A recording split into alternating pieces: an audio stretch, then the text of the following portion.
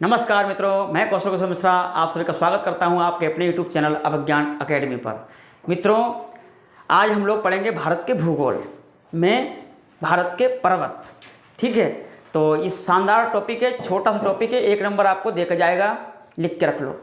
ठीक है, तो आइए हम बात करते हैं। पहले हम समझ लेते हैं कहाँ पे कौन सी चीज़ें हैं। ठीक है, हम समझ लेते हैं कहाँ पे कौन सी चीज़ें हैं।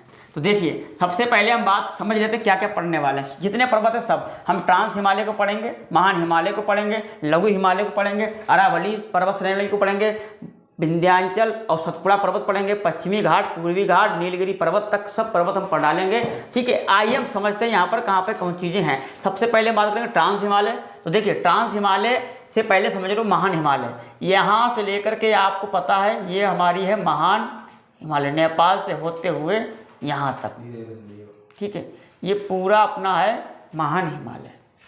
क्या है? महान हिमालय। ठीक है, और इसके पार जाते हैं तो होता है ट्रांस हिमालय। पार मतलब ट्रांस, तो हिमालय के पार, तो यहाँ पर ट्रांस हिमालय है। अब ट्रांस हिमालय में 3 श्रेणियाँ हैं।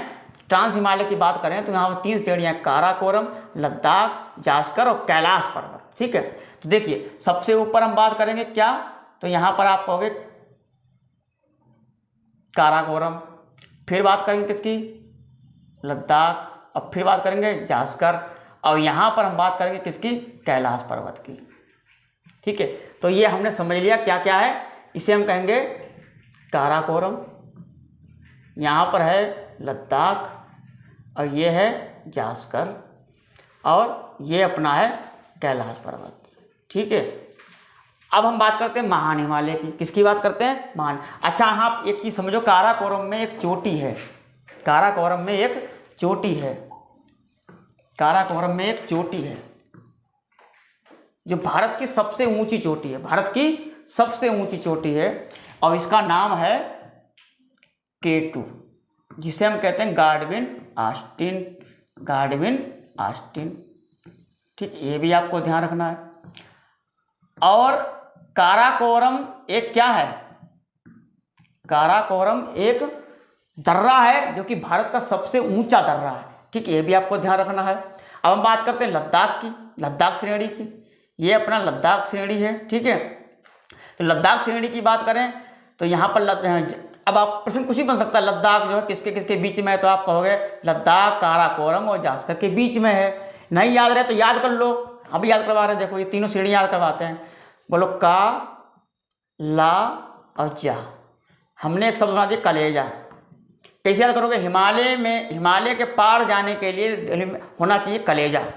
पार करने के लिए क्या होना चाहिए? कलेजा। तो बोलो काराकोरम, लद्दाख, जास्कर। क्लियर हो गया? और ये कैलाश पर्वत है, आपको पता है। ठीक है, और लद्दाख का पठार, लद्दाख का पठार जो कि भारत का सबसे ऊंचा पठार है, ये भी आपको ध्यान रखना है। भारत का सबसे ऊंचा पठार है लद्दाख का पठार। अब हम बात करते हैं महान हिमालय की। किसकी बात कर लेते हैं? महान हिमालय की। चलिए हम आगे बढ़ते हैं, समझते हैं। महान हिमालय की हम बात कर लेते हैं। देखिए, महान हिमालय हमने बताया था आपको, यहाँ से लेके सिंधु घाट से लेकर के, सिंधु घाट से लेकर के हिमालय, नेपाल होते हुए, और ये अरुणाचल प्रदेश से, और यहाँ पर म्यांमार से होते हुए बैक हो जाता है, ये मुड़ जाता है। ये हिमालय है। अब महान हिमालय की अगर हम बात करें, महान हिमालय की बात की जाए अगर, तो महान हिमालय में हमें क्या क्या ध्यान रखना है, कहाँ से कहाँ तक शुरू होता है, ये भी आपको पता होना चाहिए। तो महान हिमालय सिंधु घाट से लेकर, सिंधु घाट से लेकर, सिंधु घाट से लेकर कहाँ तक है? सिंधु घाट से लेकर के और दिहांग गार्ज, दिहांग गार्ज तक है। दिहांग गार्ज तक है। ठीक है, यहाँ से लेकर के और यहाँ तक। देखो, ये सिंधु नदी है, यहाँ पे गार्ज बनाती है। गार्ज मतलब गड्ढा बनाती है। वैसे ब्रह्मपुत्र नदी जब आती है तो यहाँ पे गार्ज बनाती है, तो यहीं तक अपना है। पहली चोटी अगर बात करी जाए तो यहाँ पर पहली चोटी आपको पता है कौन सा है? नंगा पर्वत से लेकर, नंगा पर्वत से लेकर, नंगा पर्वत से लेकर के और कहाँ तक है? नामचा बरवा तक, नामचा बरवा तक। हाँ, ये भी आपको ध्यान रखना है। यहाँ पर पश्चिम से लेकर के पूर्व तक का विस्तार बता रहे हैं। उधर से पूछे तो नामचा बरवा से नंगा पर्वत। ठीक है, आपको ध्यान रखना है। अब हम बात कर लेते हैं इसकी लंबाई कितनी है भाई, इसकी लंबाई कितनी है, इसकी चौड़ाई कितनी है, ये हम बात कर लेते हैं। इसकी लंबाई कितनी है, इसकी चौड़ाई कितनी है, तो आप कहोगे लंबाई इसकी कम से कम 2500 किलोमीटर, लंबाई इसकी 2500 किलोमीटर है। और अगर हम बात करें चौड़ाई की तो एवरेज 200। अच्छा हाँ, ये भी ध्यान रखना है चौड़ाई इधर साइड में ज़्यादा है, यानी पश्चिम साइड में चौड़ाई ज़्यादा है, इधर कम है, क्योंकि इधर 400 लगभग है, 400 किलोमीटर चौड़ाई, इधर है 150, तो औसतन हमने बता दिया 200 किलोमीटर एवरेज है ये, ठीक है, ये भी आपको ध्यान रखना है।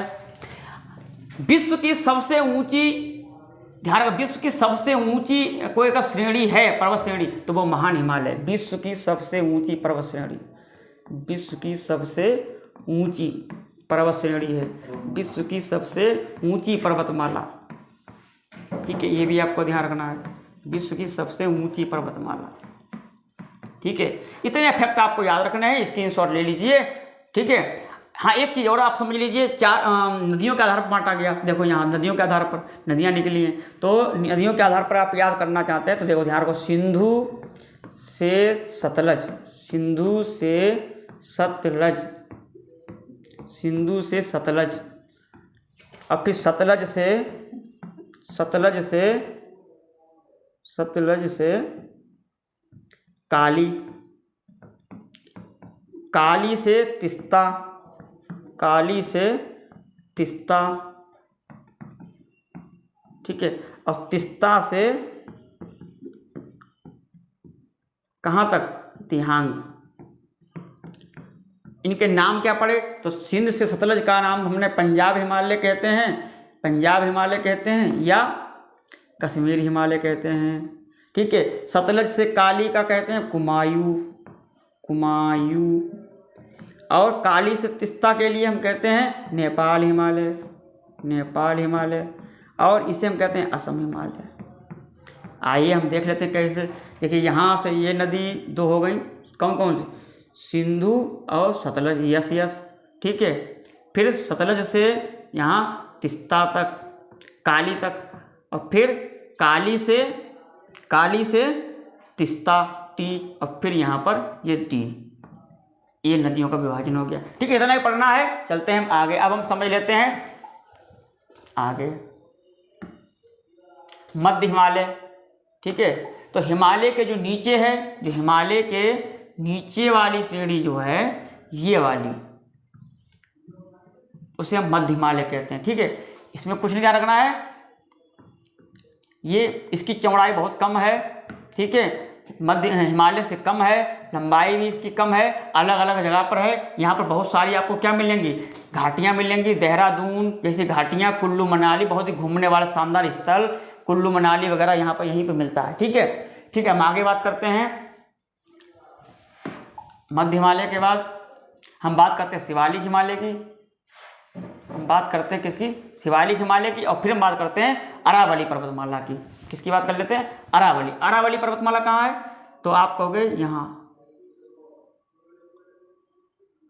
राजस्थान। तो कितने राज्यों में अरावली पर्वतमाला है, अरावली पर्वतमाला कितने राज्यों में है, तो ये बताओ राज्य कौन कौन से हैं। तो देखिए हम चलते हैं दक्षिण से, तो पहले आपका गुजरात, ठीक है, गुजरात के बाद अगर हम बात करें राजस्थान, राजस्थान के बाद हरियाणा, हरियाणा के बाद दिल्ली, ठीक है। ये समझ लीजिए, हम बोल रहे हैं गुजरात, राजस्थान, हरियाणा, दिल्ली तक राज्य का विस्तार है, ठीक है। सबसे ज़्यादा कहाँ विस्तार है, सबसे ऊंचा कहाँ पे, तो आप कहोगे राजस्थान में सबसे ऊंचा, राजस्थान में सबसे ऊंचा, राजस्थान में सबसे ऊंचा है, राजस्थान में सबसे ऊंचा है, ठीक है।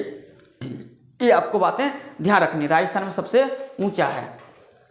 फिर हम बात करते हैं अरावली पर्वत श्रेणी की, तो इसकी सबसे ऊंची चोटी कौन सी है, सबसे ऊंची चोटी कौन सी है, सबसे ऊंची चोटी आपको पता होना चाहिए कौन सी है, तो सबसे ऊंची चोटी है कौन सी है, गुरु शिखर। इसकी सबसे ऊंची चोटी गुरु शिखर, सबसे ऊंची चोटी गुरु शिखर कहाँ है, माउंट आबू में, राजस्थान के माउंट आबू में, राजस्थान के गुरु शिखर सबसे ऊंची चोटी हो गई।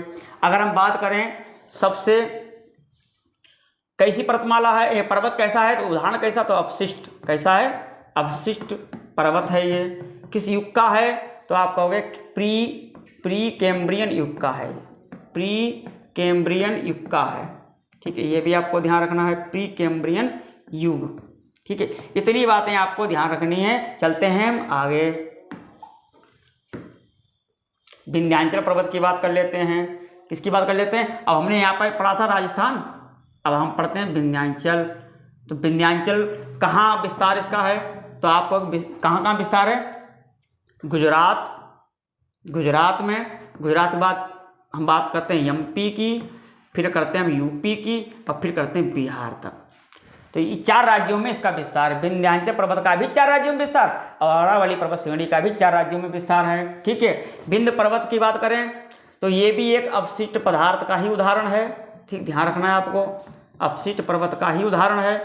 और दूसरी बात अपशिष्ट पदार्थ का उदाहरण है। और दूसरी बात आपको ये भी ध्यान रखनी है कि विंध्याचल पर्वत जो है वो उत्तर भारत और दक्षिण भारत को अलग करता है।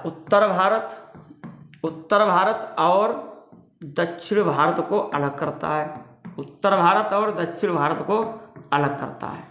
ठीक, ये भी आपको ध्यान रखना है, उत्तर भारत और दक्षिण भारत को अलग करता है। ठीक, ये विंध्याचल पर्वत हो गया। इसकी सबसे ऊंची चोटी, सर्वोच्च चोटी कौन सी इसकी? सर्वोच्च चोटी कौन सी इसकी? बताओ भाई, सर्वोच्च चोटी, सर्वोच्च चोटी इसकी सद्भावना चोटी है, सद्भावना चोटी, सद्भावना चोटी। ठीक है, अब हम बात करते हैं विंध्याचल पर्वत के बाद सतपुड़ा पर्वत की बात कर लेते हैं। विंध्याचल पर्वत के बाद सतपुड़ा पर्वत। अब देखिए, हमने यहाँ पर राजस्थान ये पढ़ा था अरावली, ये विंध्याचल, और फिर हम पढ़ेंगे पर्वत कौन सा अपना? सतपुड़ा पर्वत। कौन सा पर्वत? सतपुड़ा पर्वत के बारे में पढ़ेंगे। अब हम सतपुड़ा पर्वत को जान लेते हैं। देखिए कहाँ कहाँ तक विस्तार है, इसका विस्तार कितने राज्यों में है? विस्तार की हम बात कर लेते हैं। ठीक है, विस्तार की बात कर लेते हैं कि इसका गुजरात में विस्तार है इसका। फिर हम बात कर लेते हैं कहाँ? एमपी में विस्तार है। ठीक है, और इस तरीके से इसका विस्तार है एमपी और छत्तीसगढ़ में इसका विस्तार है। ठीक है, अब हम बात कर लेते हैं सतपुड़ा पर्वत किस पर्वत का उदाहरण है। ठीक है, तो ये एक भाई ब्लॉक पर्वत है। ध्यान रखना, ब्लॉक पर्वत क्या है जी? तो ब्लॉक पर्वत जो है वो एक उठा हुआ भाग होता है जो 2 नदियां घेर लेती हैं, दोनों तरफ से नदियां, इसके दोनों तरफ नदियां निकलती हैं। इधर से नदी निकलती है कौन सी, और इधर से एक नदी निकलती है, ऊपर से नर्मदा और नीचे से ताप्ती। तो ये क्या है? एक ब्लॉक पर्वत का एग्जाम्पल हो गया। ठीक है, अब हम बात करें इसकी सबसे ऊंची चोटी। इसमें 3 पर्वत श्रेणियां भी हैं, तो कौन कौन? राज पीपला, उसके बाद हम बीच में कहें तो महादेव पहाड़ी, और फिर हम बात कर लेते हैं लास्ट में महाकाल पर्वत की।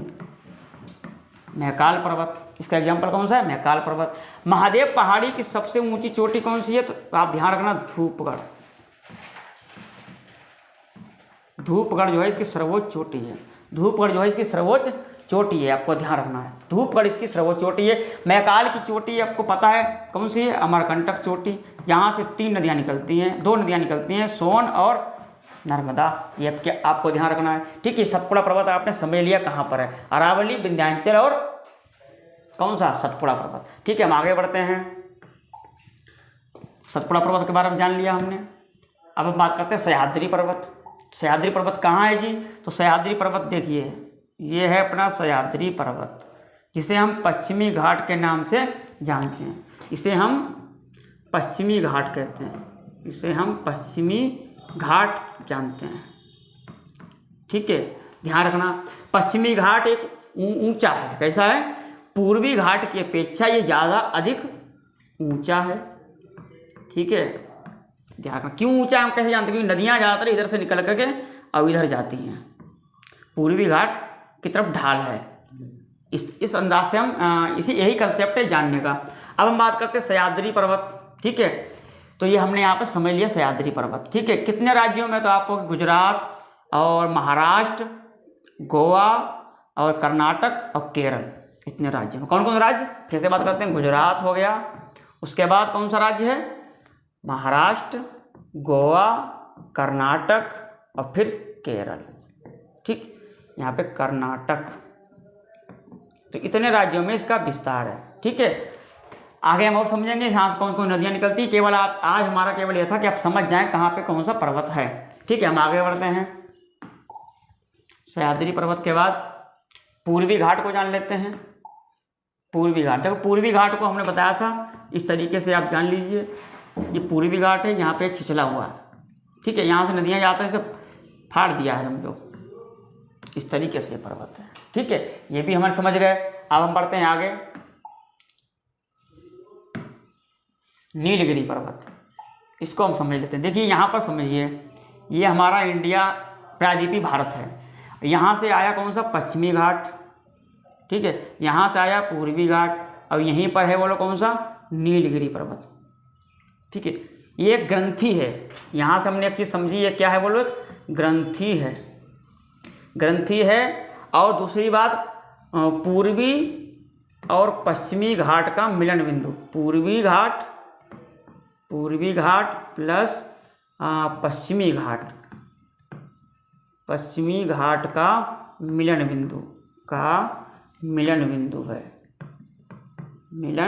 बिंदु है। अगला क्वेश्चन पूछा जाता है, इसकी सर्वोच्च चोटी कौन सी है। इसकी सर्वोच्च चोटी कौन सी है, तो आप कहोगे इसकी चोटी कौन सी है, सर्वोच्च चोटी है दोद्दा बेट्टा। कौन सी है, दोद्दा बेट्टा। इसकी सर्वोच्च चोटी हो गई दोद्दा बेट्टा। हालांकि ये प्रायद्वीप भारत की दूसरी सबसे ऊंची चोटी है, ये भी ध्यान रखना दोद्दा बेट्टा के बारे में। प्रायद्वीपीय भारत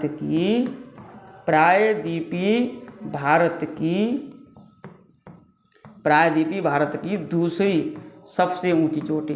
पहली चोटी कौन सी है दक्षिण भारत की सबसे ऊंची, ये आप कमेंट में इसका आंसर दें। दूसरी सबसे ऊंची चोटी, ठीक है, दूसरी सबसे ऊंची चोटी है। ठीक है, तो हमने ये समझ लिया। अब हम एक बार फिर से आपको बता देते हैं क्या क्या हमने पढ़ा। देखिए मान लीजिए प्रायद्वीप, यहाँ पर हमने पढ़ा कौन सा, काराकोरम, फिर हमने पढ़ा लद्दाख, फिर हमने पढ़ा जास्कर, यहाँ पर कैलाश पर्वत, और फिर यहाँ से हमने पढ़ा महान हिमालय,